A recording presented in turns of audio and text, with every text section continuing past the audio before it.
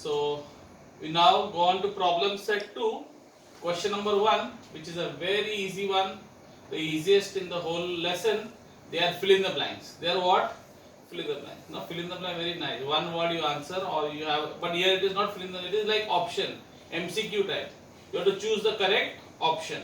So what is saying? So see problem set 2, question number 1. Problem set to question number 1, page 22 of your geometry textbook of standard 9. So problem set to question number 1. Select the correct alternative and fill in the blanks in the following statements. Now see the first one. Okay, read along. I hope you have your textbooks with you. If not, you bring your textbook. Okay, pause the video, bring the textbook. If a transversal intersects two parallel lines, then the sum of the interior angles on the same side of the transversal is how much? So saying if there is a transversal, who intersects two parallel lines, so let's say these two lines are parallel and this is a transversal. Okay. Now what are they asking? Then the sum of the interior angles on the same side of the transversal. Sum of the interior angles are always on the same side of the transversal. There was nothing to say. Okay, it is understood. So these two interior angles, what is the sum of the two interior angles? You have learned. If the two lines are parallel, what can you say about the interior angle? What is the total of the interior angles? Sum of the interior angles what? 180. Because interior angles are always what? Supplementary. People are forgetting. Okay. So these two angles are supplementary. That means they will total to how much? 180. So what is the correct answer for question number 1? Option C. Option C, which is 180 degrees. So I'll write it here. Interior angles are always supplementary, no? So they will total to what? 180. So answer is 180. Second one. The number of angles formed by a transversal. The number of angles formed by a transversal of two lines. How many lines? Two lines. Is how much? So how many angles are formed by a transversal? How many angles? 8. Very good. Excellent. How many angles? 8. We'll see how 8. This is angle 1, 2, 3, 4, 5, 6, 7, 8. So how many angles you get? 8. Okay. So whenever you have a transversal, so let's say you have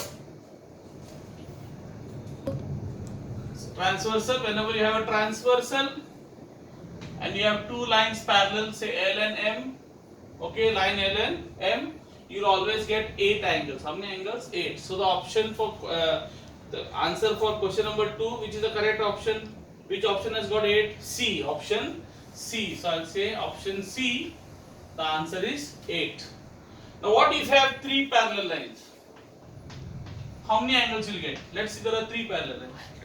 12, obviously. 9, 10, 11, 12.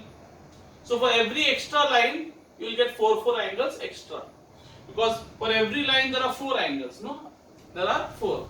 So for 4 for one line, so 2 lines will have 8. Now you cannot have one line, no? A line cannot be parallel to itself. So minimum you will have 2 parallel lines. So minimum is 8. Okay, minimum is 8. Next. Have a look at the next question. The third one. A transversal intersects two parallel lines. A transversal intersects two, again the same story. A transversal intersects two parallel lines.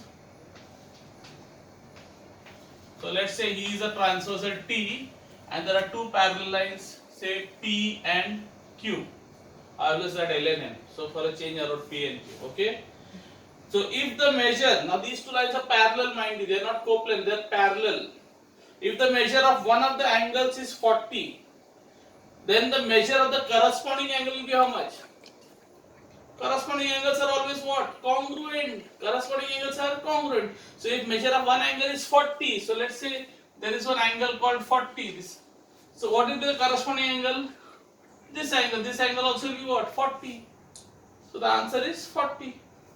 If the measure of one angle is 40 degrees, the measure of the corresponding angle will be also 40. So, or maybe you have a corresponding angle. Let's say this is the corresponding angle 40. So, who will be the corresponding for that? Down. So, below. So, here we will get 40. You know, corresponding, no? Up, down. Okay, clear? So, corresponding angles are always congruent. If the two lines are parallel, only if the two lines are parallel, then the corresponding angles are congruent. If the two lines are not parallel, you see, like, understand, if the lines are coplanar, if any two lines, whether they are coplanar or parallel, they will always give you corresponding angles, alternate angles, but only for parallel lines, the angles are congruent. Even for normal lines, normal coplanar lines also you can have interior angles, corresponding angles and alternate angles. But the difference is, in that case, they will not be congruent or supplementary, whatever. But only for parallel lines, the corresponding and alternate angles are congruent and the interior angles are supplementary. Only for parallel lines, corresponding and alternate angles are congruent and interior angles are supplementary. Okay? For lines which are not parallel, which are just corresponding. Let's say example, I am just giving you. Let's say I have got something like this. Now, in this case also I can get a corresponding angles. Yes or no? This and this is what? Corresponding. But tell me, can they be congruent? See, this looks like acute angle and this looks like obtuse. Can this an angle then this angle ever be congruent? Not possible. Okay. So even here you get corresponding angles, but because they are not parallel. Why they are not parallel? Because they will meet in the front, no? Yes, when you extend them, because I told you lines can be extended. When you extend them in the front, they will meet. So they are not parallel, they are only coplanar lines. But here the angles cannot be common. This angle will be always smaller. Maybe this will be 60 and this angle is little obtuse. So this may be like 100 or 110. They cannot be congruent. Only for parallel lines they can be, corresponding angles will be congruent, okay? And alternate angles will be congruent and interior angles will be supplementary.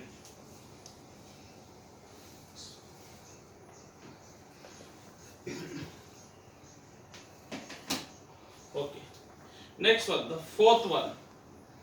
In triangle ABC, angle A is 76, angle B is 48. How much will be angle C? This is a very simple angle, simple sum. You have in triangle ABC. This you have learned in a lower classes also. Triangle ABC. You had learned a theorem on page number 18. Page number 18. Can you see the theorem? Page number 18. There is a word called theorem. Okay. Theorem is the sum of the measures of all angles of a triangle is 180. The sum of the measures of all angles of a triangle is 180. But this property you also learned in your lower class 7 standard and 6 standard. No, that all the angles of a triangle they all total to 180. So it is so we'll be using that property here. And you learned this year you learned the theorem. All these years you only learned that the sum of the measures of all the angles of a triangle is 180. But this year you learned how to prove it. You only knew it, but now this year you learned how to prove it. So page number 20.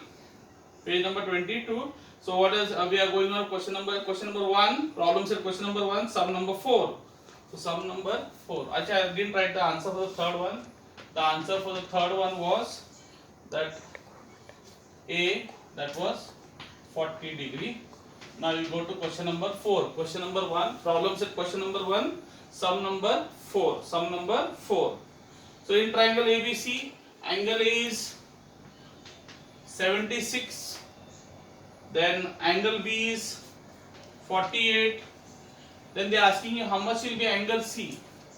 So as I told you, all the three angles of a triangle total to what? 180. So add it and subtract from 180. So what is 76 plus 48? 76 plus 48 is what? 76 plus 48 is 124. What is that? 124. So 76 plus 48 is 124. And 180 minus 124 is subtract. So you get 6 and 5, 56. The answer is 56. Now you check 170 plus 48, 124. 124 plus 56, 180. So all three angles are totaling to 180. That means your answer is correct. So my angle C was how much? 56. So I'll take, which option is that? B. So angle C is 56 degree. Okay. Now we go to the last sum. Last fill in the blank. So question 5. Sub question 5. Problem set question number 2. The first question, sub question 5. Two parallel lines are intersected by a transversal. So there are two parallel lines who are intersected by a transversal. Same story. You have a transversal called T. T for transversal. You got two parallels P and Q. Okay. Now what are they saying? If the measure of one of the alternate interior angles, the measure of one of the alternate interior angles is how much? They are saying 75. So if this angle is 75, then they are asking you, then the measure of the other alternate interior angle will be how much? If this is 75, what is the measure of the other one? Obviously, alternate angles are always what? Congruent. So if he is 75, the other angle also will be 75. So the last option, that is, you will take option C, that is 75 degrees. Okay, so clear? I hope this is clear, boys. Okay, now we can copy it down.